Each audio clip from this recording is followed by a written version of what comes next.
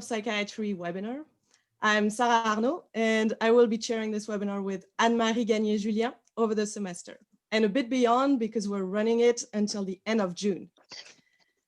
I will start with a few words today because it's the first session, which means we might go a bit later than expected, but we'll try to do our best to stay on time for the next ones. So first of all, Anne-Marie and I are very excited to start this webinar. The idea behind it was to gather experts in philosophy of psychiatry who work on different topics and to give access to their expertise and their research to a broader community that we have here today. We're also hoping to give our speakers the opportunity to receive feedback from their peers, as well as from clinicians, psychologists, social workers, and people who navigate close to mental health and psychiatric conditions. Psychiatry is one of these fields that is fragmented and spread over many subdomains and methods. And as such, it needs people from different backgrounds and with different types of training. Philosophers interested in psychiatry have their own approaches, angles, and questions, but they all communicate with these different actors and navigate through the numerous fields that their themes of research are about. So with this webinar, we hope to create a platform where knowledge can be shared and enhanced by the interdisciplinarity that we've tried to foster. We are very lucky to have received all these positive responses to our invitations and proud to have a lineup of all our favorite researchers in the field. We want to thank all our speakers for accepting to give some of their time and share some of their knowledge and to be willing to receive questions and comments on their work. We're also grateful to the Canada Chair on Epistemic Injustice and Agency, run by Amandine Catala, for the financial and motivational support, as well as the Department of Philosophy de l'Université du Québec à Montréal.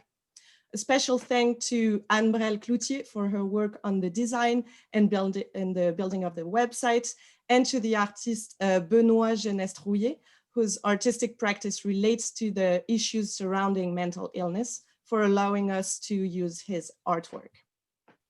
We're very happy to receive you all today. It is a very impressive number of participants. We had to stop the registration process to not have a Zoom bug and to have so many of you attending the webinar over the semester. Thank you all very much.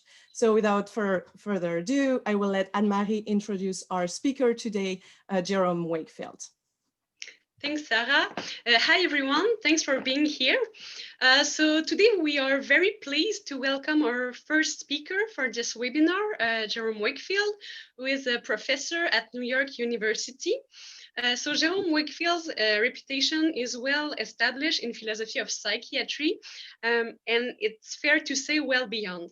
He is the author of more than 300 publications appearing in journals and books in psychology, philosophy, psychiatry, psychoanalysis, and social work.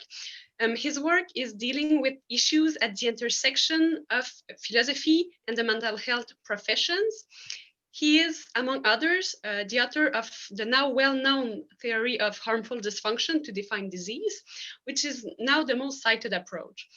Professor Wakefield is also recognized for his research on social work, on the diagnosis of depression, and the bereavement exclusion. In light of all his widely influential accomplishments, it was natural to turn to him for the launch of this webinar. So I'm now pleased to give the floor to Professor Jerome Wakefield for his talk entitled Nosology Wars, the Concept of Disorder and the Future of Psychiatric Classification. Well, Jerome, if you want to share your screen, you can do it now. Let's see here. Uh-oh, wait a minute. What's happened here? In the meantime, to let you know, all of you, that you are muted for logistic purposes and you don't have a control over your microphone. If we did that well, we're sorry about that. It's a little bit authoritarian, but we will let you speak for the Q&A. There seems to be a slight problem. I'll be right with you. Hold on one second. Yes, okay.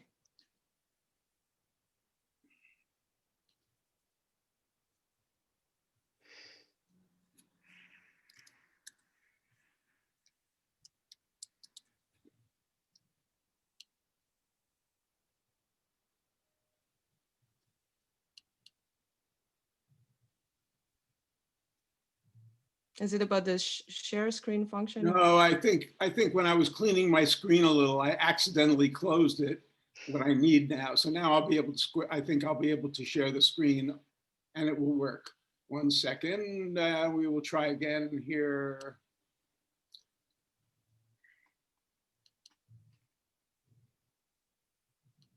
Great. People see that? Yes, we can see that very well. Thank you, Anne-Marie and Sarah. I'm greatly appreciative of this opportunity and the honor of being the inaugural speaker who goes first. And then who knows what will happen down the line. I might, we will see if I ever have a chance to answer all the people that come after me who might comment on what I have to say. I am delighted to be here. I think this is a field that's very important. It's really critically important, I think, for the future of how we think about liberal democracy. I think it goes that deep in terms of dividing disorder from the normal range of human activity and thinking. And so I think the debates we've been involved in psychiatry and in philosophy of psychiatry for about the last 40 years, 50 years. They really started in the 60s and 70s. These debates really have tremendous implications. And I'm going to talk today about work in progress, so it might be a little rough around the edges.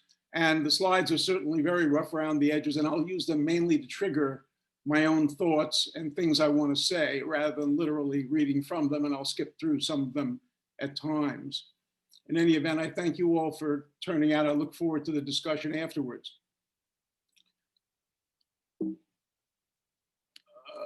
Let's see, slideshow.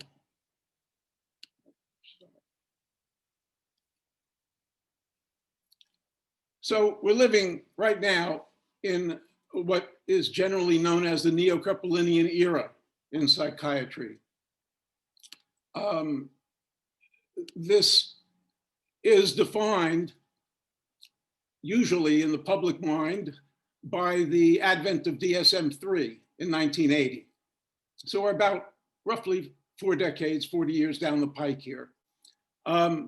However, in fact, the movement known as Neo-Crepelinianism started earlier, as many of you know, and it was started by a group at Washington University Psychiatry Department. Sam Guzet was probably the lead theoretician of the group, and I'll focus, if I do speak about him, I'll focus on him today. But so DSM-3 is seen as an expression of Neo-Crepelinianism. In fact, that's the name that's given even in articles today. If you read recent reviews in the annual review of clinical psychology, for instance, they all refer to DSM-3, to its leader, Robert Spitzer, the task force chair, all of that as being Neo-Crepelinian. So today, one thing I'm going to do is, as I said in my abstract, put this a little in historical context and emphasize the differences between Spitzer and the Neo-Crepelinians, because I think what I'm going to call, just so we can totally confuse the terminology, I'm going to call Neo-Spitzerianism. I think that's much more attractive than Neo-Crepelinianism, even though it's very similar. So we'll get to that. And then we'll see what some people are suggesting we should go on to, given the perceived failure of Neo-Crepelinianism in psychiatry. And as you can imagine, given my work, I think most of this pivots on the concept of mental disorder in the end. So the Neo-Crepelinians, they wanted to create a more scientific approach to psychiatry and psychiatric diagnosis, but they had 2 prime targets, unquestionably. I mean, they argued against socioculturalism, they argued against behaviorism, and so on. But they had 2 primary targets, and those were anti-psychiatry, the anti-psychiatric movement, which was very active at the time, and psychoanalysis. Well, why psychoanalysis versus all the other things I just mentioned? The reason was very simple. Psychoanalysis dominated psychiatry at the time. To a degree, in this biological era, for those who haven't gone back and looked at the history, it boggles the mind. I mean, it's actually quite amazing the degree to which virtually every department of psychiatry in the United States, and in Canada for that matter, were chaired by psychoanalysts.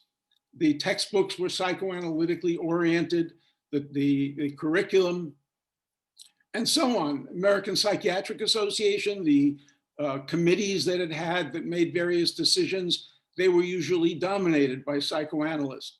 So you had a situation where psychoanalysis was totally, basically dominating the field, the way now that biological psychiatry has come to do it. So just look at that point for a moment. In that sense, Neo-Crepelinianism was 100% successful. We have had a total downfall of the power of psychoanalysis in psychiatry and a total ascendance of biological psychiatry, which was precisely what the Neo-Crepelinians aspired to. So to that extent, they were extremely successful. And the question is how they did that. One question. What they wanted to argue was that, above all, psychiatry is a medical discipline. Now, to us and to many of you younger folks raised in this era where it's just obvious that psychiatry is a respected medical discipline, it wasn't so obvious in the 60s and 70s.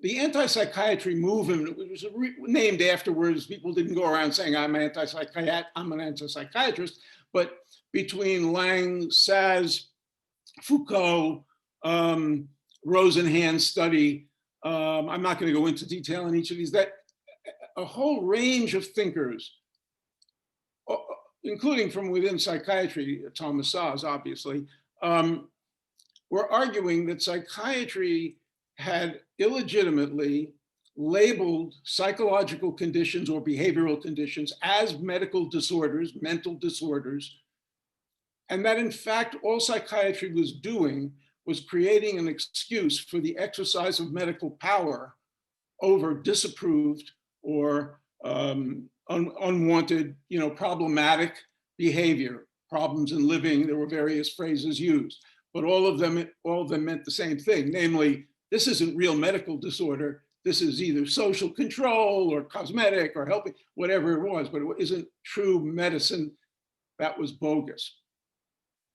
Now, all of that arguing, philosophizing, and social scientizing was having an impact. Literally, not as many people were applying for psychiatric residencies, for instance. I mean, people wrote about it in the journals. And there was tremendous demoralization. So this was quite a serious thing for people who believed in psychiatry and who dealt with mentally disordered conditions where they felt it was obvious that there was indeed something legitimately classifiable as a medical disorder. So, and they had a very, although they acknowledge that there's all sorts of influences on disorder, of course, it's obvious. I mean, even genetic is always genetic and environmental interacting. Of course, they weren't foolish in that way, but they argued very vigorously that it was always the biological element that was central, and it was the biological element that actually placed it within the medical realm. So it's a kind of, I'm going to call biologicalism about psychiatry.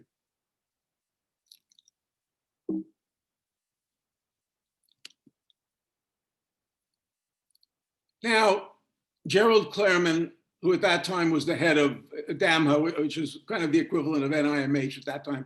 So Gerald Clareman was an observer of all this, a sympathetic observer. And he wrote an article. What happened to that article? Ah, there's that article.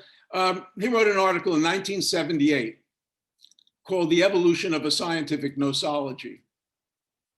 This has become a classic because he gave the movement its name, Neo-Crepelinianism, because it resonated with Emil Kreplin's approach to diagnosis in terms of careful study of symptom complexes until you started to see differences and then separating them out into potentially different disorders from ideological perspective.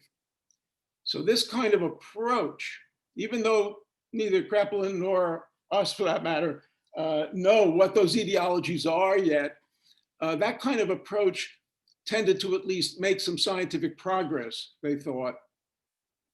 So, of course, Crepelinianism, this biologicalism, was inspired by enormous successes beyond people's imagination from a few decades before, finding the general paresis, which was a sizable percentage of people in mental hospitals had this horrific degenerative mental disorder, finding that it was actually neurosyphilis and eventually could be cured in the way that we cure syphilis, was an enormous advance. Finding that pellagra, a vitamin deficiency, was causing enormous numbers, epidemics of mental disorder, including in the United States, by the way, was an enormous advance. Although they didn't figure out how to cure it, and frankly, we still haven't. These trials just keep failing. They, around the turn of the century, in Krepelin's own laboratory, in fact, with Alzheimer, they did see for the first time that Alzheimer's disease involved plaques in the brain that looked abnormal. So this was like a Virchow'ian discovery of a lesion that showed again that you could ultimately trace mental disorders back to anatomical, physiological abnormalities. So there was this enormous feeling of promise, and it was generalized in this way. If we just keep looking at the symptoms carefully and discriminating different groups of symptoms, that will lead us to have purified, homogeneous categories that then we can discover the etiologies for.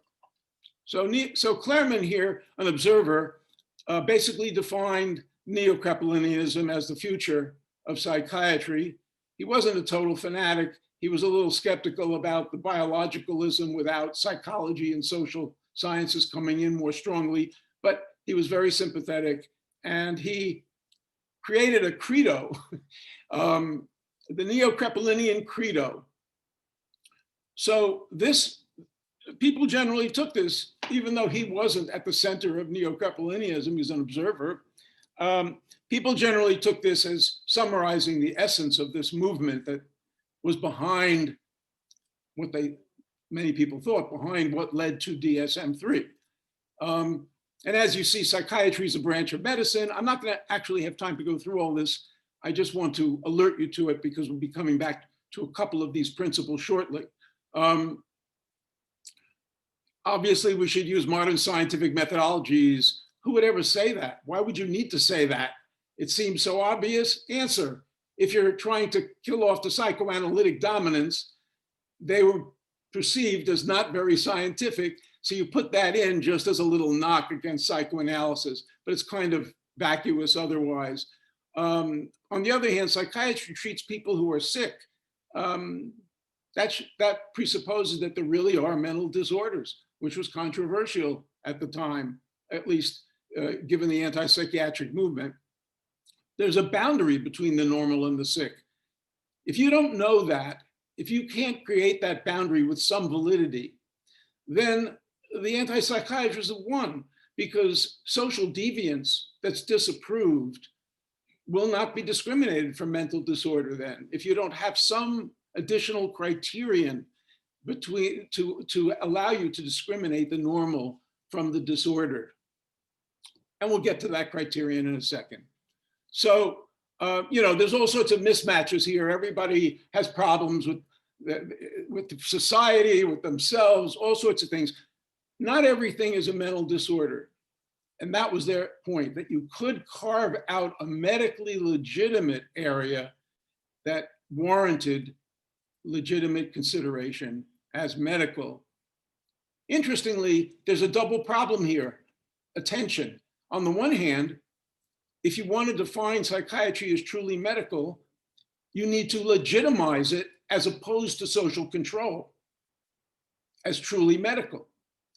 On the other hand, if you legitimize it too much, you end up back with the social control. So you have to define it in a way that delegitimizes many applications of the field in order to keep your field from encompassing an area of human freedom and human variability that isn't truly medically disordered. So it's an interesting conceptual tightrope that one walks here in trying to advance things at that time. Obviously, Proposition 5, there are discrete mental illnesses. DSM is famous for this. I'll be suggesting in a moment it shouldn't be so famous for that. The focus of psychiatric physicians should be particularly on the biological. That's the biologicalism I talked about, and so on. Now, just to give Claremont and others their due, nobody thought that therefore, and nobody thinks today, that therefore clinicians should only help people who have true mental disorders. Obviously, all medical fields use their skills to help people with all sorts of other problems. Claremont himself clarified this in an article shortly after the 1978 article, actually giving a little diagram. Saying, well, the core is mental disorders. That's what legitimates us as a medical field. But on the other hand, our skills, we use them to help people who are coping with stress and problems in life, and even to enhance human potential in all sorts of ways. And we could go into that, but we won't stop there. So clearly, don't take the analysis of mental disorder as in any way implying a limit to how people should be helped. And of course, I've argued in other articles that the American insurance reimbursement system based on medical necessity is unethical. And really, there are many other conditions that aren't true mental disorders that have equal justification in terms of equal opportunity and other justice-related principles for being treated. And in fact, talk to clinicians. They know that a lot of the people they treat don't really have mental disorders, and they think they need help, so they treat them. So the point here is that we do much more than this, but we have to figure this out in order to warrant being within this medical umbrella and having an area that isn't simply cosmetic or social controlling, would open the field to a lot of criticism in being within medicine then. Now, the Neo-Crepelinians argued that we're truly a medical field in psychiatry because we follow the medical model. This is a work in progress, I said. In that work, I go into their arguments in great detail. I'm not going to detour through that now. I just am going to say that's a hopeless argument. The medical model is a sociological construction. You can use we're told all the time, let's treat teenage pregnancy like a public health problem. Let's treat gun violence as a public health problem. Well, you can bring epidemiology, the medical model, all sorts of medical jargon to bear on all sorts of problems. Using a medical model in this sense tells you nothing really logically about whether, or conceptually about whether the condition is or is not truly medical. And even the Neo-Crepelinians, when they made these arguments, they somehow at the end always came down to, well, it's really whether it's a disorder or an illness. Now, it was left to Robert Spitzer. They weren't, there's a matter of just, I don't know, happenstance, talent, or luck, or whatever. The Neo-Crepelinians, including Gouset, Claremont, others, frankly, they weren't all that talented at conceptual analysis. That's why they went all over the place with medical model and so on. Spitzer was very talented when it came to conceptual analysis, even though he did not have a philosophical background. And I think he told me once that he took one course in logic or something in college. But the point is, being pushed by the Neo-Crepelinians that psychiatry must be placed within medicine, he actually gave up earlier definitions that he had of what a mental disorder was. And finally, at the end, in order to gain some acceptance, he specifically defined mental disorder as a branch of medical disorder, which means what? and I've done that too, I've taken the same route, which means to define mental disorder, really you're stuck with defining medical disorder. If your goal, so to speak, if you want to think of it as a transcendental argument here, what concept of mental disorder allows so many people to believe that psychiatry is a truly medical discipline, and yet that it's not equal to social control, just dealing with all the mismatches and all the problems of life and so on? What kind of concept would allow that set of beliefs to be coherent? So he started out, same year, 1978, that was an amazing year for foundations of psychiatry. He wrote an article with Jean Endicott, they're both at Columbia, attempting to define medical disorder and mental disorder.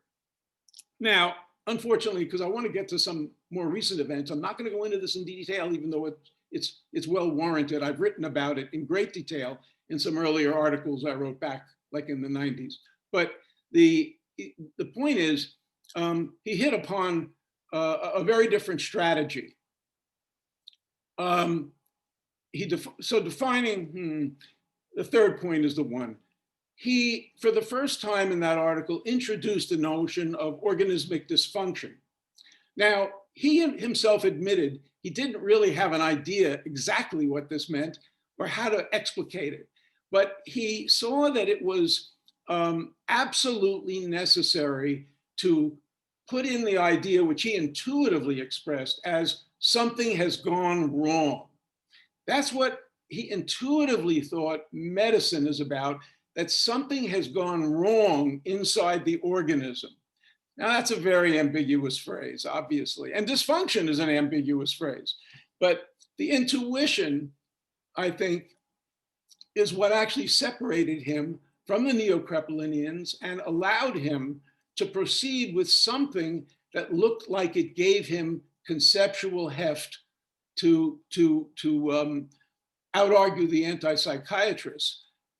The idea is that my work on the harmful dysfunction analysis is, in a way, I didn't really understand this at the time, but now I understand it. It really is, in a way, explication following up on Spitzer's work. And Spitzer did eventually write several articles agreeing with me and saying, yes, you got it right. So the point here is that saying there's something wrong, something has gone wrong, if interpreted as something's gone wrong with biologically designed functioning, can place conditions within the medical sphere in a way that just some sociological fact, like using the medical model on the condition, does not.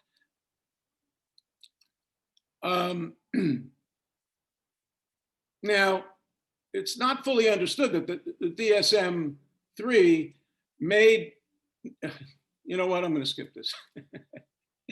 So here's the program. Here's the program. The Neo-Crepelinian program and the DSM-3 program. And I'm sorry for besieging you with such elementary points, but an awful lot of people just don't get this. First, you start with syndromal face validity. I hate to say it, and I know a lot of people will be unhappy with my saying this, but the whole field, if you don't know why things are the way they are, then medicine, starting with Hippocrates, until we got ideological knowledge, like 2,000 years later, is based on intuitions at the beginning about what constitute failures of how human beings are biologically designed. I mean, biological design has been there since, Aristotle, Lucretius, everybody talks about how could it be that we're so adapted? What about these final causes, whatever those are, and so on. But so the concept, it is the central puzzle about biology. You look around you, I don't know, how is it possible that there are foxes and deer and bear running around in the woods here? It's an amazing fact that they all can survive in all their diverse ways. How could this possibly be in a physical universe that's so crazy and random? So what I would suggest is that the way to understand Spitzer's attempt is that disorder, the concept of biological design is in the background here. And of course, we didn't figure out about biological design until Darwin, if we did then. I'm keeping my fingers crossed. So if Darwin was right about natural selection explaining biological design, then we have a theory of biological design. Now, if disorder is intuitively a failure of something inside the organism to do what it's biologically designed to do, we infer that without knowing anything about the details, just from surface facts and from context and what we know otherwise. If that's how it is, then as a theoretical matter, we can fill in the black box essentialist blank. A disorder is whatever fails of the kind that is responsible for all this biological design: hands grasping, eyes seeing, fear getting us away from danger. And so all the obvious facts of biological design, the essence of function is whatever that is that explains biological design, and therefore failure is piggybacked on that as a failure of some biologically designed function. Now, granted, I mean, we don't know. We don't even have one good etiological theory of a mental disorder to this day. But look, virtually, yes, there's mistakes. Yes, there's social, as Foucault so effectively pointed out, there's social exploitation to the hilt of these concepts to pretend that things are natural when they're not, and they're just supporting social values and so on and so forth. But the fact is that if you look back, starting even with Hippocrates and Galen, almost all of the conditions that they put into their manuals are disorders today. They're not disorders under the same category. Certainly the idea about why they come about has been totally jettisoned.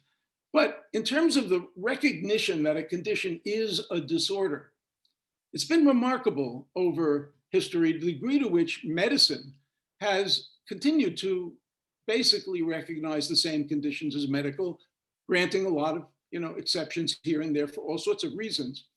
And I think Spitzer felt, and I feel, something similar, not quite as tight, but something similar is true with mental disorder. But I won't go down that path right now. So your first thing is to just recognize that something's gone wrong, and you get some syndromal face validity group of people that you think, yes, they're probably suffering from some failure of something. You put them in a category, and those are the Dsm categories. The Dsm categories were never designed to be construct valid, discrete individual disorders. That's a total misconception that's used as a straw man continually by people critiquing the DSM. I'm a major critic of the DSM, but not on this grounds. I mean, they get the criteria wrong all the time and end up pathologizing non-disordered conditions for all sorts of practical reasons. But the categories were never really meant. I mean, maybe fingers crossed, praying. Yeah, sure, maybe generalized anxiety disorder is just one thing. And we'll discover the biological root someday. But nobody really believes that. We believe probably this kind of chronic, anxious activation that's not related to any threat is probably due to multiple pathways: cognitive, biological, who knows what else. So you get that's conceptual, what I've labeled conceptual validity. Is the category covering just disorders? If you can't do that, you're not going anywhere in the Neo-Crepelinian program. And I think that's one reason the Neo-Crepelinian program has failed so far. It's because DSM is a practical clinical document as well as a research guide. And that has caused a lot of practical decisions to be made to optimize the number of people who could be treated. Humanitarian principles, I think it's very understandable and good. The problem is that if those pragmatically oriented criteria are then guiding research, you are not achieving the ideological homogeneity and purity that the Neo-Crepelinians hope for. So I'm suggesting that Bob Spitzer, in all his brilliance, may have made the wrong, it was a transformation overnight, but he may have made the wrong decision in deciding excitedly to unite research criteria with clinical criteria.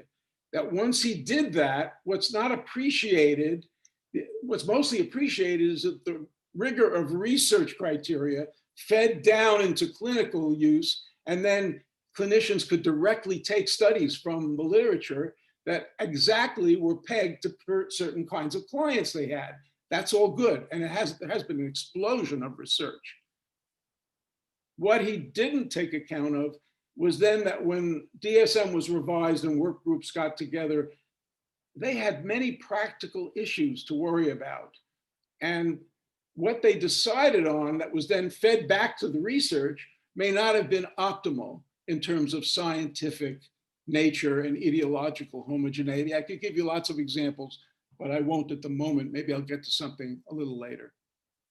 And then finally, if you're really lucky, conceptual validity leads you on to distinguishing amongst the conditions within a given category, let's say major depression. You find 5 different etiologies of it, and so you've got 5 different disorders in theory. And that leads you then to homogeneous, ideologically identifiable conditions, and then research can really pick up at that point in terms of intervention and understanding.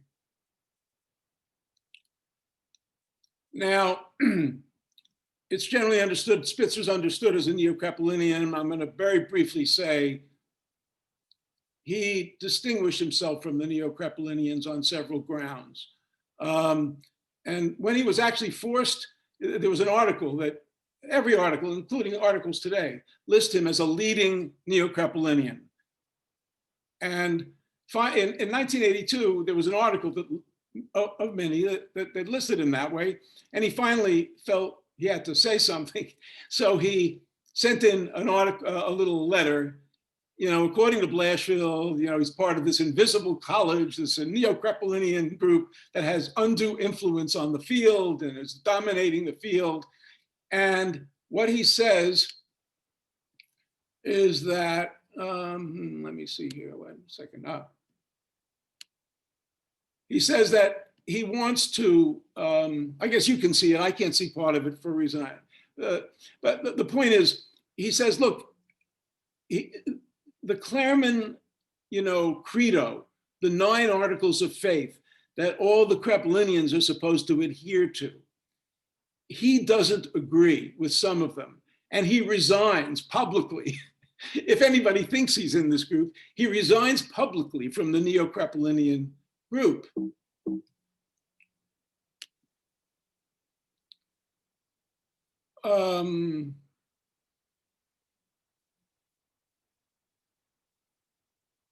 Right. So first of all, he says, I don't believe that disorders have to be discrete. That's an astonishing statement for the man who designed DSM-3, because the whole idea on all the attacks on DSM is, I mean, the main attacks is dimensionalism versus categoricity. People say, oh, it's categorical, that's too rigid, doesn't make sense, everything's continuous in life, and so on and so forth. Look, we have so much better psychometrics if we make it continuous. Spitzer said in 1982, and he said, look, read DSM-3's introduction, as it states in the introduction. In DSM-3, the introduction was written by Spitzer and under his name. In DSM-3, there is no assumption that each mental disorder is a discrete entity with sharp boundaries between it and other mental disorders, or between it and no mental disorder.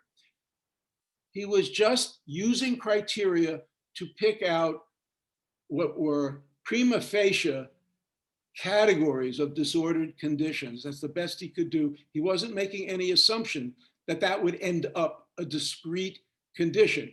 everybody read that into it because they were reading the Neo-Crepelinians, and the Neo-Crepelinians were saying that. And of course, I didn't say it, but he had been strongly influenced by them, piggybacked on their criteria, had them on the task force. So it was totally understandable for people to confuse the two positions. He also, believe it or not, rejected, and this is a standard misunderstanding of DSM, his theory neutrality demanded that he reject biologicalism. Article, he says, of the Crepelinian Credo, Article 6 states, the focus of psychiatric physicians should be particularly on the biological aspects of mental illness. And Spitzer answers in this letter, nonsense. Psychiatrists should concern themselves with all aspects of mental disorder, including psychological, social, and so on. And he says, look, you want to know what school I belong to, not the Neo-Crepelinians? I belong to the let's find truth through data school, the data-oriented school. They're committed to the pursuit of data that will help us understand mental disorder in all its varieties and nature. So if I had more time, at this point in the talk, I would actually ask, is biologicalism true? Because it is true that if you look at the literature these days, various forms of the argument that all mental disorders must be biological disorders occur regularly all over the place, in research reports and more philosophical comments, in commentaries. Here's four. I mean, here's Hugman in Lancet, no less. He says, we confirm with high-powered analyses that, wait a minute, I'm doing something here. There. We confirm with high-powered analysis that patients with ADHD, attention deficit hyperactivity disorder, have altered brains. What he means by altered there is different. He's found differences in their brains from a control group.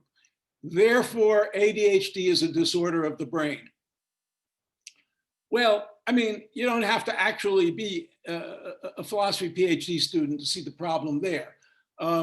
Differences don't imply disorders. In fact, if every mental state is anchored in brain processes, presumably almost any psychological trait or even event is going to create some difference in the brain. So difference does not imply disorder.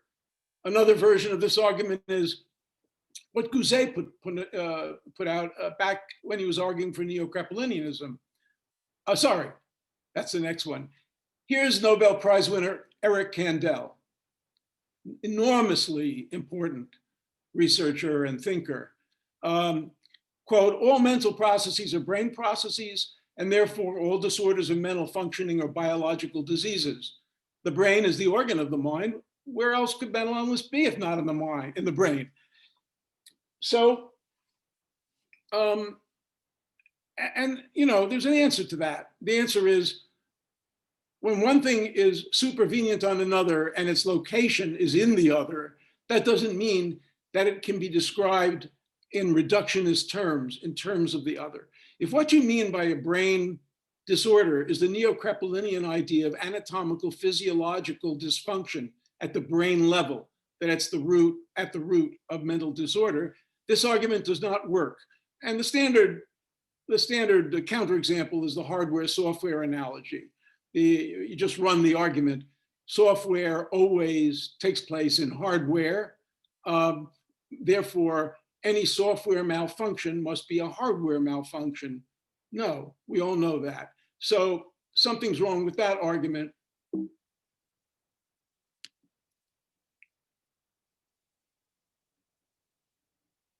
Yes, Gouset said, he basically argued, look, all designed psychological systems, the many, many kinds we have, are actually functions of specific brain mechanisms that are designed to generate them.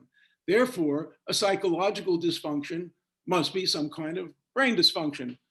That actually is, I think, arguable, defensible as an argument, except it doesn't get you where you want to go. It's possible that the dysfunction could be in the way the meanings, the psychological meanings are interacting and not at the physiological level. And I actually won't go into this.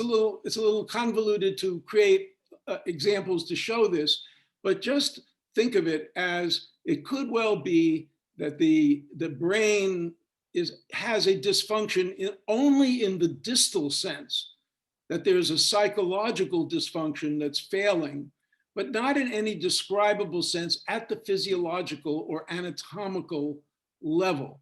And that might be the case if there's just some screw up with the way that meanings are being processed.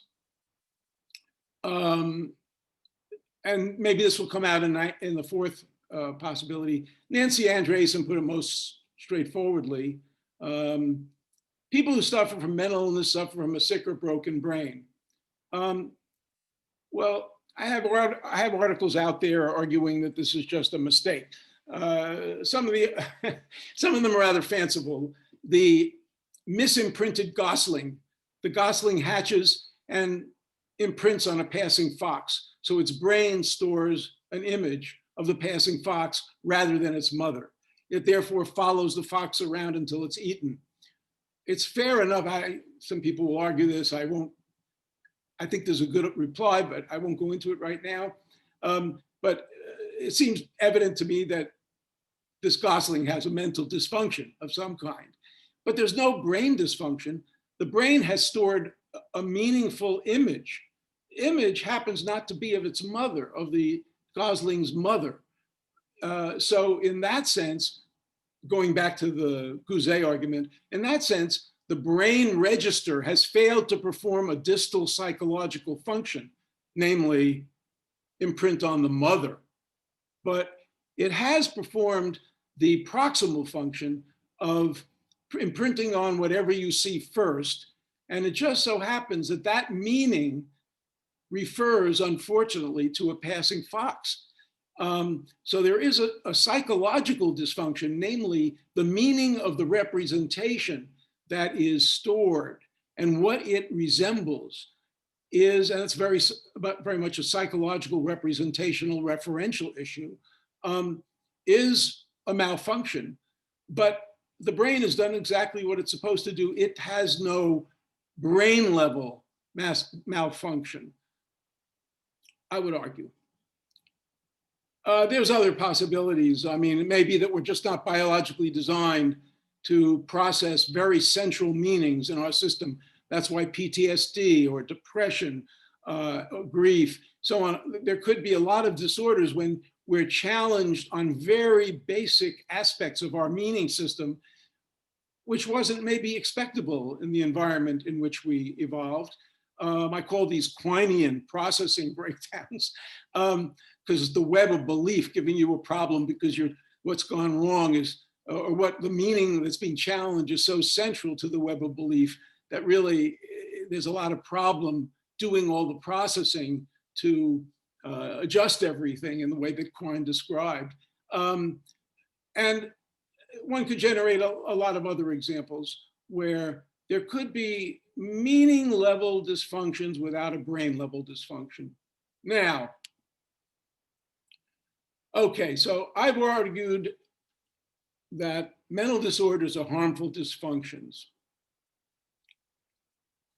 I'm not going to say why it's important. So my view is that you need both an internal dysfunction, some failure of a biologically designed system to do what it's biologically designed to do, and some kind of harm, which I've argued, and I know is very controversial, and there's room for adjustment perhaps, but basically you have to keep in mind that harm is processed through the socio-cultural environment, leaving aside supererogatory situations of moral issues that can arise in doing that, but very much harm is often pegged to the environment you're in and the values of that environment. So harmful dysfunction. Now, I'm not going to go into arguing this in detail, but no other level of dysfunction works. It just comes down to that. The number of counterexamples are just too great. The fact that people aren't socialized properly, there's a social level of function, but people become criminals. They're not disordered, even though what we do to design them fails. People have all sorts of things they do for themselves to create functions in their lives. If they fail, we don't consider that a disorder in virtue of that. I think it can be argued very effectively, but I won't go into it further here, that we don't really consider a problem a disorder unless the failure goes to the biologically designed level. And I think this can be confirmed. If you look carefully at DSM, most of the changes that are made to criteria to try to make them more valid are consistent with this view. And in another talk, I would go through and give you lots of examples, which are very interesting and fun, but not in this talk. Now, here's a historical test. Recently, there have been historical natural experiments testing both the dysfunction and the harm parts of the harmful dysfunction analysis. The harm part, which I've given loads and loads of examples about mutations due to sunlight falling on your nose. Nobody thinks you have a medical disorder, even though there are little dysfunctions going on. Asymptotic disease carriers, an interesting one in the COVID era. Reversal of organ position without any functional change. There's lots of, but it's due to a dysfunction. So there's lots of dysfunctions that don't seem to be harmful and aren't generally considered medical disorders. But a recent test of this, very elegant test, came about. In the past, viruses have been considered to be a prototypical case of dysfunction. And in fact, even Boris and I agree on this, that you have to say that when a virus uses the genetic machinery to replicate itself and blows up a cell and goes on to the next cell, that this is a form of dysfunction. Now, it was always believed that viruses were almost inevitably disorders and diseases for that reason. Unlike bacteria that can sit there and be benign, the idea that a virus itself exists and replicates by using the cellular machinery in a way that it was never designed to be used, and then blowing up the cell or somehow otherwise harming the cell in moving on to other cells. It was believed that this meant that viruses must be basically diseases, disorders. And then, to everyone's shock and amazement, back just maybe a decade and a half ago, it became obvious with many lines of research and new ability to look at genetics of viruses that are in us. It became obvious that there were many what are now called commensal viruses. That is, viruses that actually do infect us. Now, I want to be clear here. These infect us. They're not just sitting there. That is to say, they're actually actively replicating, actively using cellular machinery to reproduce, and so on. That's actually been tested because the opposite was one thesis. In any event, it was found that there are many viruses that seem to do no harm, and they're just sitting in us, sort of living out their own lives without any impact. Since then, it's actually been found that there may be some that are favorable and beneficial, but I'm going to leave that aside because then it brings in an additional factor that one has to conceptually address.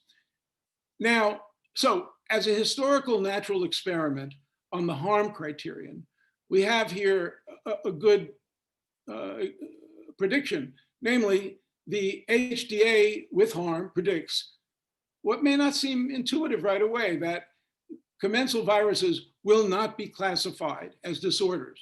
They will not be considered pathology, even though they infect our bodies. And that has been the case. that is, people who work in this area, the researchers and others in biology who discuss these disorders, these conditions, sorry, experts on viral disorders have universally made the point that these are not pathologies. People who have them are not sick, they are not disordered, that these are simply something else. We can say they're dysfunctions without being disorders. And that's a middle ground that the HDA allows. Dysfunctions, something is going wrong in that sense, but because they're not harmful, they're not disorders. Jerome, just I'm interrupting a few minutes maybe. Okay. We passed the 45. We're past 45, oh my Yeah. God, okay. On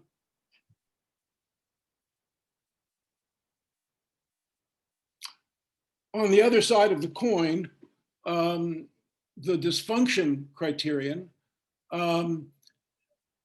there's recently been a rather amazing natural history test of that. That's always been considered a prototypical disorder. However, through studies that I'm not going to go into right now, some researchers convinced themselves of a hypothesis that has been put forward before, that perhaps at least moderate forms of psychopathy are actually naturally selected variants in the population with balanced selection. So for these versus other types, that a certain proportion is part of the overall natural selective picture.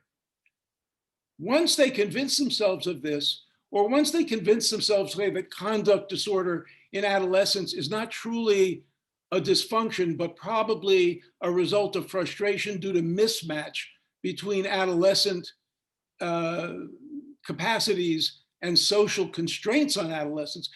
Once researchers convince themselves of these things, they change their view about whether it's a disorder, which is astonishing. This is a prediction I made back in earlier before this was done, and the prediction turns out to be true. My prediction is that if you come to see a condition, no matter how prototypical it is of disorder, you come to see a condition as not due to an internal dysfunction, then there will be a tendency strongly to reconceptualize it as a non-disorder.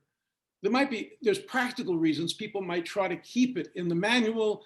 That's happened over and over again. So you have to be a little careful here about who's using the concept disorder in which sense. Very often people use the concept disorder just for whatever is labeled the disorder in DSM. But if you look at people who actually address the issue, they explicitly caution that one should not pathologize. This is not actually a disorder.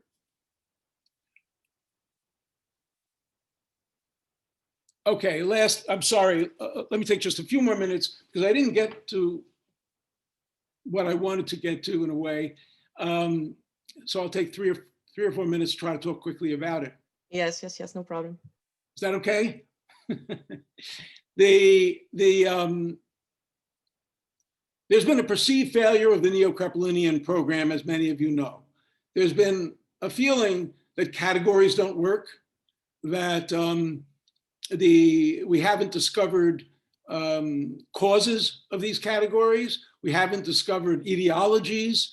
Our treatments aren't specific, that all the promise of the Neo-Crepelinian program that was supposed to resemble discovering that general paresis is neurosyphilis or pellagra or whatever, that's all been disappointed.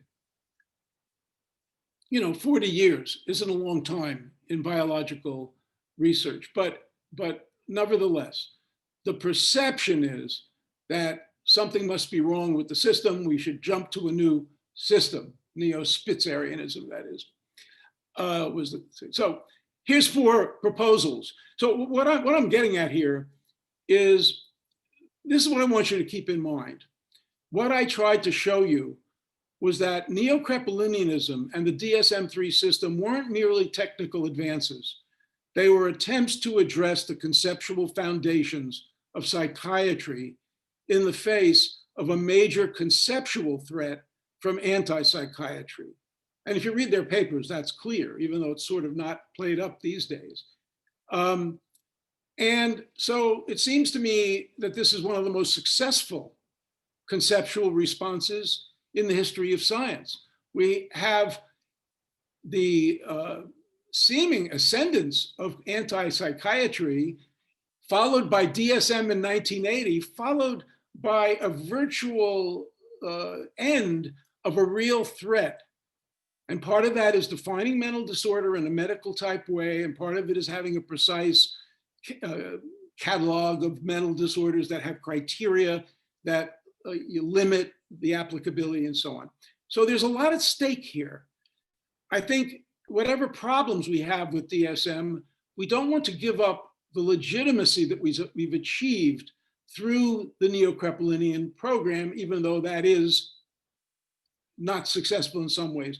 4 proposals in the tumultuous attempt to quote unquote have a paradigm shift, which I've tried not to use that term in this talk. The idea is everything that's proposed is a paradigm shift now from the Neo-Crepelinian and DSM program. There's 4 proposals out there that are most salient. There's the Rdoc proposal. The Rdoc proposal, in my view, is an extension of Neo-Crepelinianism, not an opposition to it as it was somewhat drawn up originally. It's an attempt to understand the causes in the brain of various pathologies, but it makes 2 mistakes. First of all, it starts out ideologically committed to dimensions, which we don't know whether dimensions or categories are most appropriate yet. And secondly, it's blind with respect to syndromes. It says, let's forget the syndromes and just look at the brain.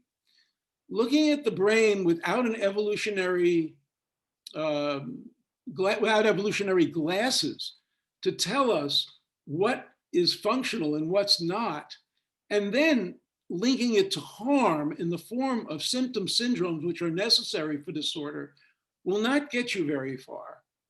There is no brain or genetic issue virtually known to us that doesn't have exceptions where there is no disorder. And really, you need to be linked. Even something like Huntington's disease, this is always brought up as a clear case of a genetic disease, but actually it's due to this repeat, CAG repeat, and of this genetic coding over and over. And within a certain realm, from about 36 repeats to about 41 repeats, due to factors we have no idea of that are random or whatever, you might either get Huntington's or you might not. You can never totally define a disorder just by an essentialistic view like that. You have to link it to activation of harm, of symptoms. But Rdoc will extend the Neo-Crepelinian program in a useful way. The biggest threat to Neo-Crepelinianism is dimensionalism, by far.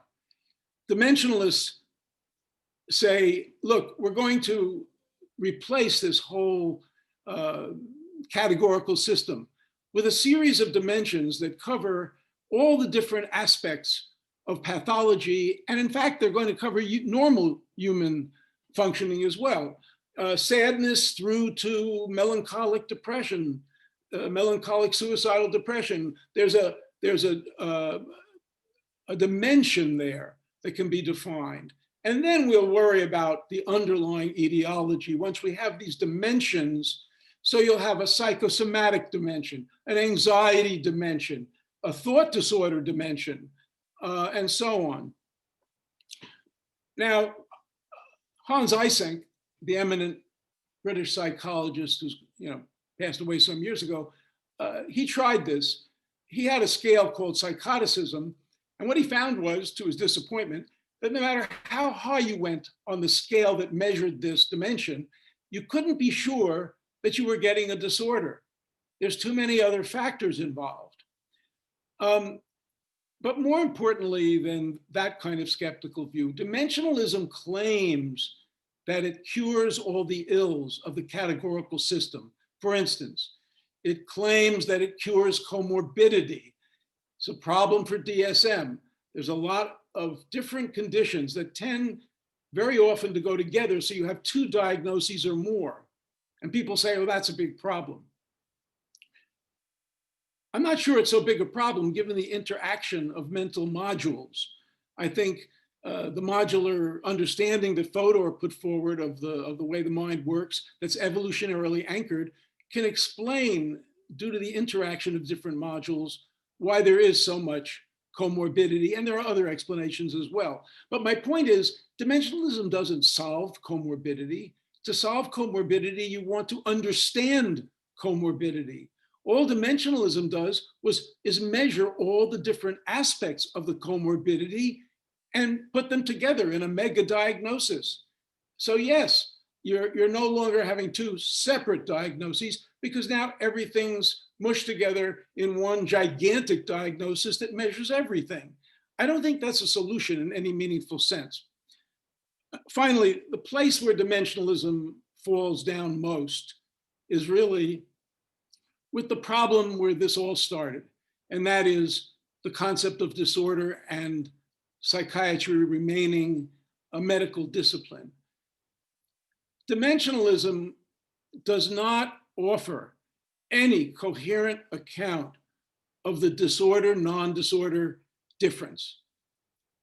I'm not looking for a sharp distinction. There could be a fuzzy distinction. Most concepts are fuzzy. Adult, child. I don't need a sharp distinction, but there are adults and children. Maybe between normal and disordered, there's lots of boundary cases, fuzzy cases. But if you can't tell me what it is that distinction is about, other than saying, there's two things they say. One is they say it's an extreme on a dimension. I don't see any conceptual link necessarily between extreme on a normally distributed dimension and disorder. And the other is, okay, if extreme on a dimension doesn't work, which most of them admit, that just doesn't make too much sense, even though many disorders will be an extreme, they say, well then add impairment or maladaptive. You hear that word a lot, maladaptive. So what I would say is, from pathology to move to maladaptive is to move into the sphere of the anti-psychiatry critique. From maladaptive, you are moving to, you don't fit, you don't go with our social mores, our values. Dysfunction is not necessary. You're just at an extreme that's maladaptive. To me, and I know this would take a long argument, to me, this kind of approach will put us back to where we were before Neo-Crepelinianism and Neo-Spitzerianism saved us. Really, if you put us as the mental health professions having a kind of medical legitimacy for some part of it, saved us from the anti-psychiatric deluge. So if you care about that, then I think dimensionalism needs to come up at bat and try to deal with this problem. And so far, I've seen no attempt to do so. And so I think we might be in throwing out the baby with the bathwater, as they say. We might be actually undermining our achievements in return for very questionable payoff until this problem is addressed. I'll stop there. I'm sorry I went on so long. Thank you very much, Jerome. Thank you. We are now going to take the questions from the audience. So the idea would be that everyone who has a question writes something in the chat and we will give them the opportunity to talk. If you raise the hand, it's gonna be too complicated to see who is first and second. So please write something in the chat exactly like this. Yes, you can find a little chat box in the bottom of your window and say, I have a question or anything like that. So we will start with Justin. Great, thanks so much. Hi, Jerry. Thank you so much for that interesting talk. I thought this was really fascinating. I do have a worry, and I wanted to flag it. It's not a fully worked out argument. It's just a worry. And I was surprised to hear you say something. I thought I knew your work pretty well, and I was surprised to hear you say this. Where you want to include, when you talk about dysfunction, you want to include these meaning level dysfunctions or these failures of distal functions, in addition to these failures of physical functions. And that was worrisome for the following reason. I mean, I take it, as you said many times, the whole point of this harmful dysfunction analysis is to help solve this demarcation problem, to distinguish between mental disorders proper and any kind of social deviance or mismatch between the brain's, the brain's design and its current environment. There has to be a failure of an inner mechanism to perform its evolved function. And I take it conceptually, and I might be wrong about this, I've always taken it that means that there's something like a physical defect in a genetically encoded brain mechanism. There's some genetically encoded brain mechanism, there's some physical defect, and that's what prevents it from doing its function. And I understand why you want to say that the notion of dysfunction is broader than that. And the example you use is the gosling. It's supposed to imprint on its mother, but suppose instead there's a passing porcupine and it imprints onto the porcupine and follows it around. And you want to say, well, that's a kind of meaning dysfunction or distal level dysfunction, even though there's technically nothing, there's no brain dysfunction. I guess I worry, and again, it's not yet an argument, I worry that you're going to let in a bunch of things that you don't want to let in once you do that. In other words, it seems to me you should say, in the case of a gosling that imprints on a passing porcupine, poor thing, there is no dysfunction. Its brain mechanisms were working exactly as they were supposed to. It's just happened to be in a weird environment or a bad environment. That's all I want to say. I just worry that you're allowing these kinds of meaning dysfunctions in is going to start to jeopardize that barrier you want to create between mental disorders and. It's a great point, and I share your worry. I don't want to do that.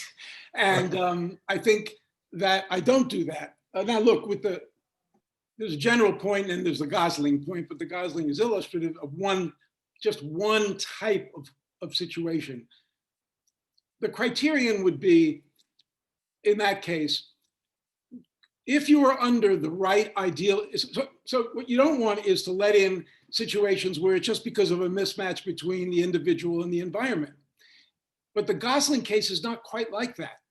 The gosling case, it's true that the original moment where the gosling imprints on the fox or the porcupine or God knows what is a mismatch between where creatures usually are and what they're seeing versus what happens to the gosling.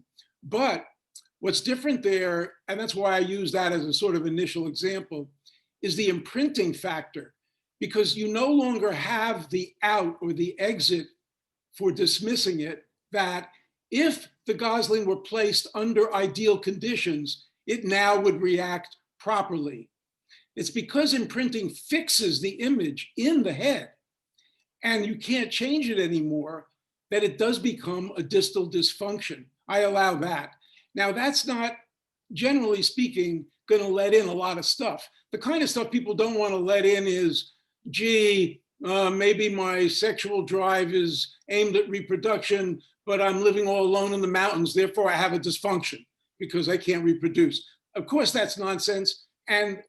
But there, of course, the counterfactual saves you. If I were under conditions that were expectable when biological design created sexual drive, then yes, I would be able to reproduce, but my circumstances mean I can't. So I would say about the gosling case that you evade that problem, but more generally, it's a very tricky matter. I agree with you. I am not willing to say that it all has to come down to the brain. It's possible that there could be true dysfunctions in interactions between mental level or psychological level meanings. If the way they interact is designed to be a certain way, and we're structured that way. But let's say, like the Y2K problem in software, let's suppose something happens that method of processing meanings breaks down, literally, in the way that Y2K would have meant that perfectly good hardware totally broke down in terms of the ability of software to function. You wouldn't have like with the Y2K problem, you wouldn't have a hardware problem, but everybody would agree that when Chase Bank calculated my interest on the basis of 1904 instead of 2004, something is breaking down there in the intentions behind the software.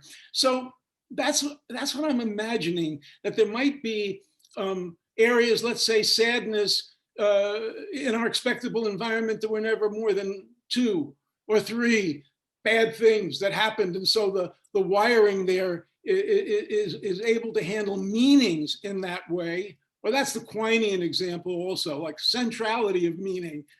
Is there some way that it was designed and then certain meanings actually, not brain failure, but meanings actually undo that because they're beyond where that was designed to go? It's interesting that the original DSM definition of PTSD had exactly this concept in mind. It said the incident that caused you this problem was outside the usual range of normal, of the expectable range of human experience. So I'm allowing that we might figure out how at the psychological level there are true dysfunctions that are not brain dysfunctions. And I don't think I have to therefore throw in the towel on social control. Thank you. We have a next question from Daniel Mosley. Hi, thank you very much. I work in philosophy and psychiatry, background in philosophy at UNC Chapel Hill. Thank you very much for your presentation, Dr. Wakefield. I wanted to ask a question that is just rehearsing an objection from Bernie Gert to your view. And it goes a little something like this. Gert argues that your connection between harms and society presupposes the view that our values are constructed by our social context and our societies. And so I guess to make this link between harm and social context, one thing that you dangerously take on board is the possibility that this kind of gets back to the social control worry, that if I just move to another society, my values, what counts as a harm for me has changed. And so I can no longer have a dysfunction just by changing my social context and taking on new values and new definitions of harm. So just wanted to throw that out there. Thank you for taking my question.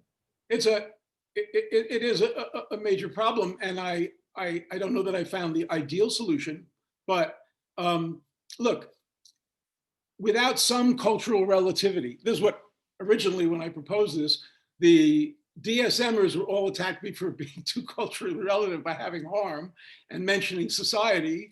And then everybody to the left of the DSM attacked me for having dysfunction. So the point here is that, some of my examples, I'm sure most people do.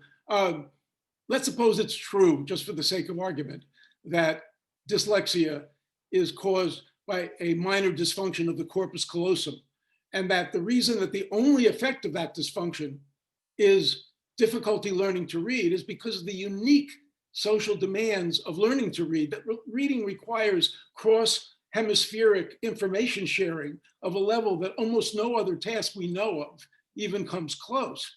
So let's suppose that for the sake of argument, and now ask yourself, somebody who lived in the Paleolithic, just like me, let's say I have dyslexia in this culture, but in that culture, I have this minor corpus callosum dysfunction, and reading hasn't been invented yet. Reading won't be invented for tens of thousands of years. There's just no impact this has on me. It seems to me that at least at that level, you need to see that there is a social aspect, a social meaning aspect. In our society, if you can't learn to read, that closes out enormous ranges of opportunities to you. And it should be the kind of harm, and it is, everybody considers it a disorder.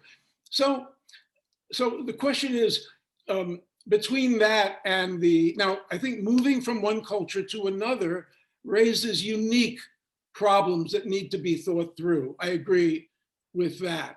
But I'm willing to say also that this social aspect is overinterpreted by people who are worried about it as being some kind of thorough social constructivism.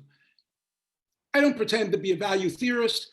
I don't pretend to have a solution to the question of value, cultural relativity of values. The people who criticize me on these grounds have not yet presented me with a view of the slightest credibility as to how to judge values transcending culture in an objectivist way. I understand. I went through a philosophy PhD. I understand there's a lot of literature about that, but I just don't see how you can get around the fact that whether something's harmful is at least in part, so add that, at least in part, socially determined, and isn't just something that we're gonna, in some abstract way. Remember, I wrote the original article at the time where social constructivism was very popular. I guess I was pushing it a little and trying to compromise between the biological and the social constructivist. But I think the interpretation that you just repeated by, is it Gert? Has that? I think it's raising legitimate issues, but it's making me overly constructivist. I think, like Rachel Cooper, I agree with her on this point where she criticized me, that I sound too constructivist, and in fact, harm is open to moral discussion. It's open to transcendent principles that may be human and universal and not varying culture to culture. So, I beg for further time to figure that out completely, but I think you can't get rid of the social in disorder because of the reasons I suggested. Thank you. We have a next question from Dan Stratford. Okay. Hi. Hello, Dr. Wakefield. It's a privilege to talk to you. I'm a student and a lot less learned than probably everyone here, so I apologize for this. I'm a master's student at the University of Central Lancashire, studying philosophy and mental health. I had to do my first essay last week, and I had to read, well, I read some of the stuff that you were talking about at the beginning, like raising hands on being sane in insane places. And it just like, it seemed to me like there were so many, well, there was examples of like abuse and everything. And I just feel like I'm missing a bit of a backstory. And I'm sorry if this is like everyone's sort of beyond this, but it seemed like there were genuine abuses that psychiatry should be kind of reflective upon. And it seems that, even within the course, I mean, there's only like a couple of philosophers like myself and someone else, and everyone else is like psychiatrists. It's not like, oh, those anti-psychiatrists, they were terrible. And I'm just thinking, well, didn't they have even just a little bit of a point that something needed to change? And again, I apologize if this is a question. No, look, I don't know. I was friends with Bob Spitzer and I studied with Foucault. What can I tell you? I'm a very confused person. So, I mean, I think, why do you think I did this? Foucault failed and the anti-psychiatrists failed. Anybody who has mental illness in their family, and I do, I have multiple instances of mental illness in my family. So anybody who has that, I think, would react horribly to a thoroughgoing anti-psychiatry approach that denies that there's such a legitimate thing as something really going wrong with psychological functioning in a medical sense. At least that's how I react. So, okay, let's start there. The answer to your point is, Of course, we want to rein in psychiatric abuses. But the reason that you can't do it if you use, if you're Foucaultian in the usual routine sense, is because you have, as people complain, no place to stand. How do you criticize something which you claim to be totally bogus or a transformation of some obscure concept of madness due to the Enlightenment or whatever? How do you then discuss what depression is when people who are so deeply depressed, so chronically depressed for absolutely no reason have a disorder rather than, oh, we're just labeling them because of the Enlightenment? I think the answer is that you analyze the concept of mental disorder, show how it is coherent, and then guess what? You can become critical with a place to stand. That was my goal. So you can then say, guess what, psychiatry? This definition of major depressive disorder oversteps the bounds. You want to put it in the V codes for non-disorders that you want to help? Sure, of course we want to help people who are feeling that sad. But to put it under mental disorder prejudices the kind of response we have.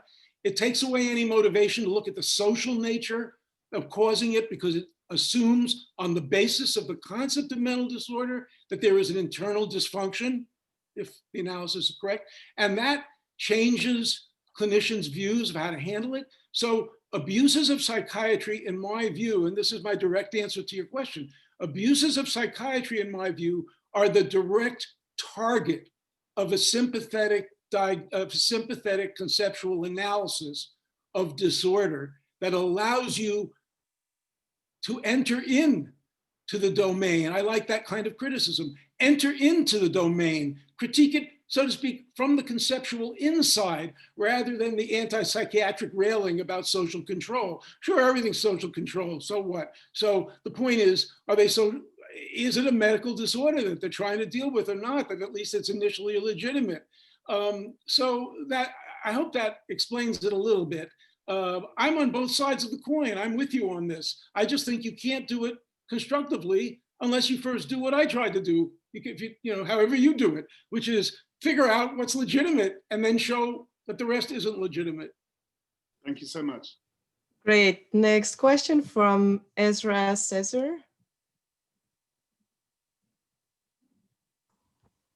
Hello, can you hear me? Okay, first of all, thank you, Professor Wakefield, for this speech, and also thank you for the speech series. I'm from Istanbul. I have I finished my bachelor degree in counseling psychology, and now I'm doing my master's in cognitive sciences. And all along, I have been interested in psychopathology, clinical psychology, and now I'm working on my thesis for cognitive aspects of psychosis and cognitive biases. So I will try to ask a real quick question. And my question is about this dimensionalism, if I'm saying it correctly, dimensionalism, sorry. So for example, we know that especially recently, for example, in the case of psychosis, now there's certain people claims that there are unhealthy people, healthy people without any psychiatric diagnosis on the one hand of the continua, and at the end, and then there comes healthy people without any diagnosis, but who have psychotic experiences or psychotic-like experiences, and then at the end of the continua, other end of the continua, there stays, let's say, the extremely deluded people, schizophrenic people. So I have also read that this continua approach, this continua view that sees psychotic or in the broad sense, all mental illnesses as a continuum, as a dimension approach, it says that this view would help to reduce the bias, will help to reduce the stigma towards people with mental illnesses. Do you think that that will be the case, or do you think that also the cons of this dimensionalistic approach more than the pros? Actually, that was my question, if I was being clear. Thank you. Okay, correct me. I'm not sure I heard. I actually have a little. My hearing isn't great. If I didn't hear everything, correct me and ask me. But let me answer what I think you were saying that I did hear. Number one, on the dimensionalism, unexpected side effects can be shockingly impactful. When DSM included a dimensional measure of overall functioning, the global functioning scale, whatever it is, guess what happened? Was it a big breakthrough diagnostically? No, because where you fall exactly isn't going to tell you too much. But guess what happened? All the insurance reimbursers said, a scale telling us how deeply problematic the person is. We're not going to let them into a hospital unless they come above a certain point. So in other words, dimensional measures, and this is, by the way, one of the unspoken reasons why all the dimensional measures they created for DSM-5 were not put in there in the end. There are other reasons as well. They realized that, look, once you have a dimensional measure, and there's no in principle disorder, non-disorder boundary, anybody can decide where to place the boundary. And that is a serious potential problem. Now, so you've got to have some in principle sort of thing. Now, your question about stigma. Yeah. I think the literature on this is pretty clear, which is there is absolutely no one-to-one effect of explaining mental disorders biologically and a reduction of stigma. A lot of people thought that because they thought that in some sense mental disorders were things people got blamed for. They're being lazy or difficult or whatever. It turns out that, surprise, surprise, people are complicated in their theorizing about other people. Yes, maybe convincing everyone that this person isn't just a jerk, but actually has a mental disorder, that's going to maybe make them act a little more respectfully. Maybe that will make them support the person's treatment more. But guess what? And I'm using an actual example here. It does not in the slightest make them more inclined to live near the person. It does not make them, it makes them less inclined to think that the person might change or is curable. In other words, this is a very simplistic idea of stigma. Stigma, is a concept that if you think about it for a second, it's multidimensional, having to do with our theorizing about what's bad or good in life, and people we want to be near and people we don't want to be near. So if you think that somebody is agitated and violent and you think that it's due to a biological brain condition, it turns out you might be less inclined to give them a break or be close to them than if you thought, they were in horrible circumstances. It was, and they were having a bad day, let's say, or something like that. So the answer to your question is, I'll tell you my answer. My answer, I know this is a little bit harsh maybe, but my answer is forget about the sociologizing about what it's going to mean, how everybody's going to think about people and all that stuff, or go study it before you sort of decide. Let's worry about figuring out what's really happening inside people. And let's worry about helping them. And this whole political thing about let's be sure to make everybody think that it's a biological thing and then they'll be kinder is probably pie in the sky. But I will say the literature shows it differs by condition. So there's a big literature on this. Thank you very much. Thank you. So we have time for 2 more questions and maybe a third one if it's short enough. Next person is Natalia Washington. Hi, Dr. Wakefield. Thank you so much for your talk. For those of you who don't know me, I'm an assistant professor at the University of Utah, and this area is more or less my specialization. So this is actually perfect timing for my question, I think, because I wanted to talk a little bit about the relationship between rejecting discreteness, as Spitzer does, so not thinking that there are any like clear categories of mental disorder, or thinking that there will be these interesting boundary cases, and the way that the harm dysfunction analysis is set up as if items will populate this Venn diagram that you have of the things that are internal dysfunctions and the things that are harms determined by our value set. And my question has to do too with social practices in the following way. It seems like no matter what sort of diagnostic schema we accept, we're going to need to have labels in our language to talk about these things. And I'm just sort of wondering how, like, whether you think it's possible to be an effective science communicator in the way that it's going to get people to treat labels with different like locations in the space differently. Like, this is truly a harm dysfunction, it's called such and such disorder. This is a determined harm, it's called such and such disorder, like, since we use labels in this way. So if you could speak a little bit about that, that'd be awesome. Okay, again, correct me if I don't directly address the intent of your question. First of all, I think it's very helpful with patients, clients, to actually frame it sometimes in evolutionary terms, especially if it's basically an intense normal reaction to things. It kind of relieves some of the pressure, some of the labeling, and it gives people a kind of hope or an understanding that, okay, look, yeah, I'm a creature on the earth, and guess what? The environment that who knows who has created for me is unbelievably stressful and different than what I was biologically designed for. So I'm having some problems. Let me find an environment within that environment. I'm a big believer in each of us finding our environmental niche that serves us best as one form of treatment, you might say.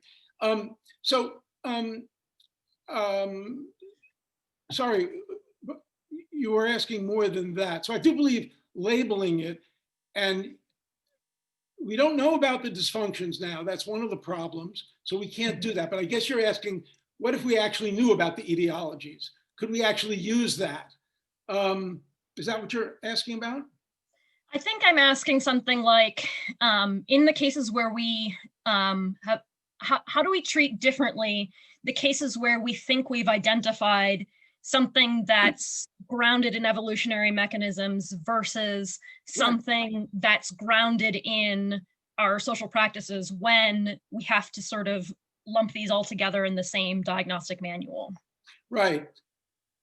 Well, obviously my preference is not to lump them all together, but to make distinctions so that clinicians can make distinctions. And obviously, look, this isn't just me, but studies of clinicians show that once a clinician decides in their mind that the person has a disorder, from there on, their decision procedure with respect to treatment changes radically, because they think something's going wrong inside. Now, in the end, what you want to do is be evidentially based in treatment, no matter what's going on. You don't want to be blindly pursuing one thing just because there's a label of disorder. And obviously, some treatments work with non-disorders, with disorders. I mean, amphetamines work with ADHD, and they work with students who are up late studying for an exam who aren't disordered. I mean, it's a very complicated, evidentially based thing that one needs to look at that point. But there is a big difference. So my own studies on depression, just to take an example, I formulated criteria that were more HDA-like and were less HDA-like that I thought were false positives, probably. All of this is within DSM-defined major depression. Mm-hmm. I then used major epidemiology. I do experimental philosophy, a fancy word for going out and trying to show that it means something empirically. So I used major epidemiologic data sets to explore the implications of this distinction that was drawn based on a conceptual view of what a disorder is. And guess what? The people who satisfied the criteria for major depression, but came under what the HDA suggested was most likely a false positive, looked like people who had never experienced depression. They didn't have a 3-year follow-up in, let's say, one of the NESARC epidemiological surveys. They didn't have more suicidal ideation. They didn't have more recurrence of depression and so on than the people who never had what was identifiable as a depressive episode by DSM criteria. So whereas the people who they satisfied the DSM criteria, but they had the more HDA-like, disorder-like symptoms, they were off the map with all of these bad things. So what does this mean? Leaving aside, there's a million things it means, but leaving aside one thing, leaving aside all those things, one thing it means is right now, people who treat depression, because of the amount of recurrence, are very frightened of stopping treatment, even when a person looks fine, because they're afraid there'll be a recurrence while the person isn't in treatment. And heaven forbid there's a suicide or such a thing happens. So the advice is to continue treatment like medication, maybe for years, to avoid recurrence. And of course, some psychosocial treatments like mindfulness and so on, that's their main claim, is they can help you prevent recurrence. What my data showed was if you actually take the group that looks more false positive-y by HDA, they don't have recurrences. That means you could actually have a group that you didn't have to keep treating them for an extra couple of years with medication or treatment. So the distinction could have tremendous impact on individuals' treatment. And so that's why I think it is very, very important, but I do think it has to be empirically grounded. I hope I've addressed what you were asking. Thanks. Thank you. So it will have to be the last question from Pradeep Gade. Yeah, hello. I think Hi, how are you?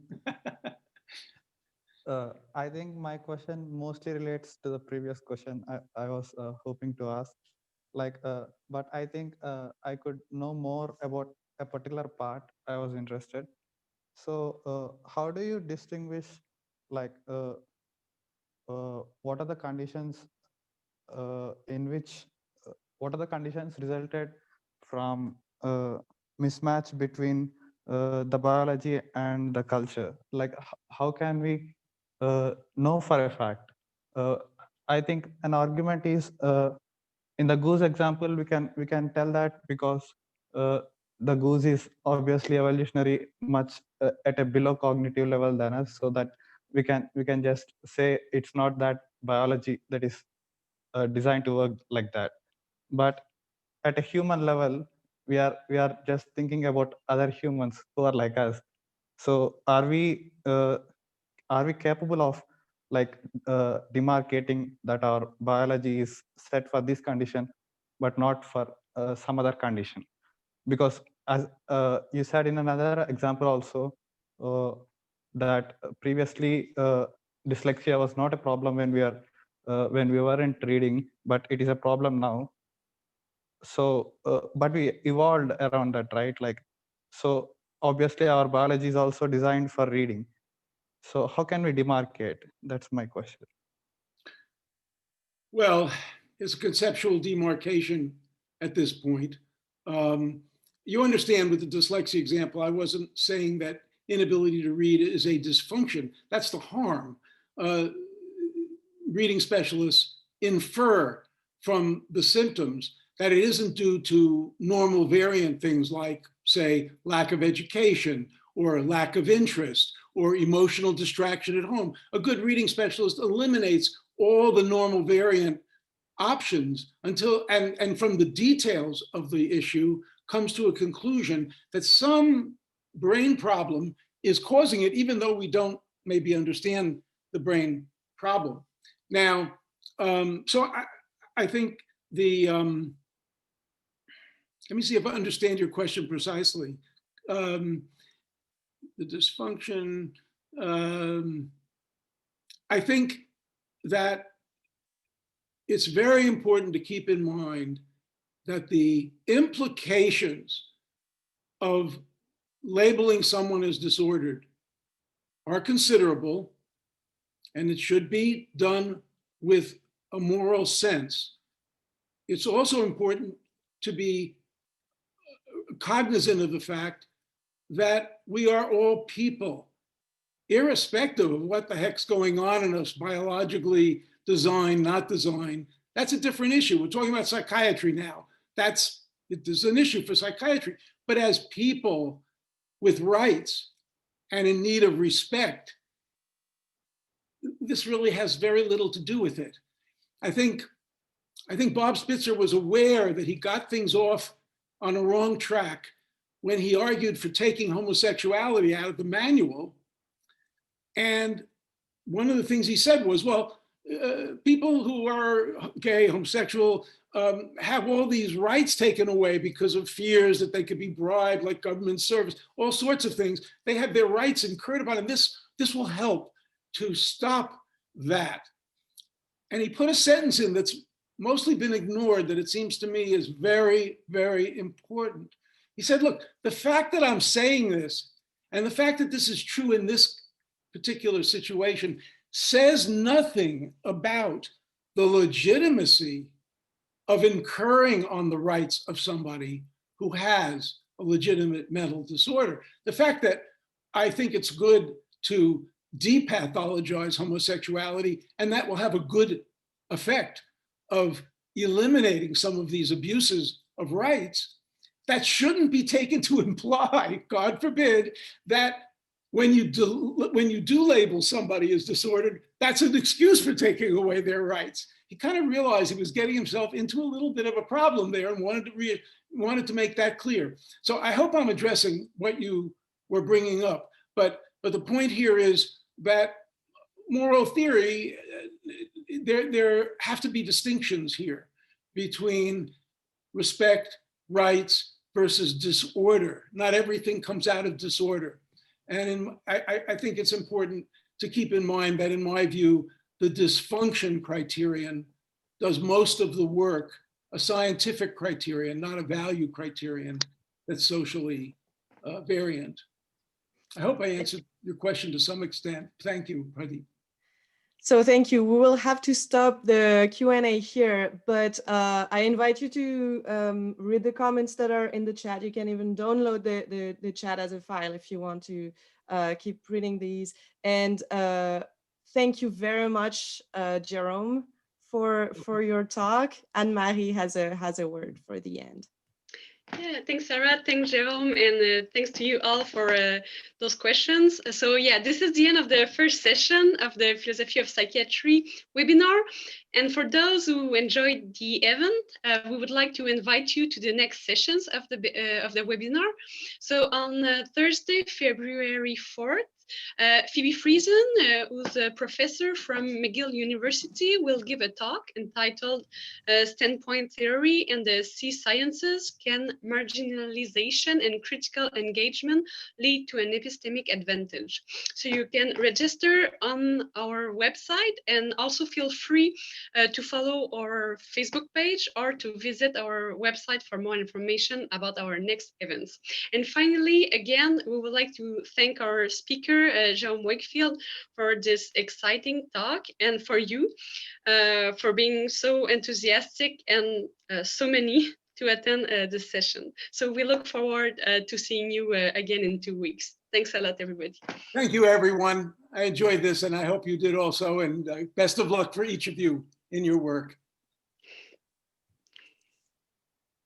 Thank you. And we tried to record it, so maybe we will be able to put that on our website, but no promise. It's a possibility. Okay, I hope so. Let me know. Bye now. Take care. Thank you. Thank you very much.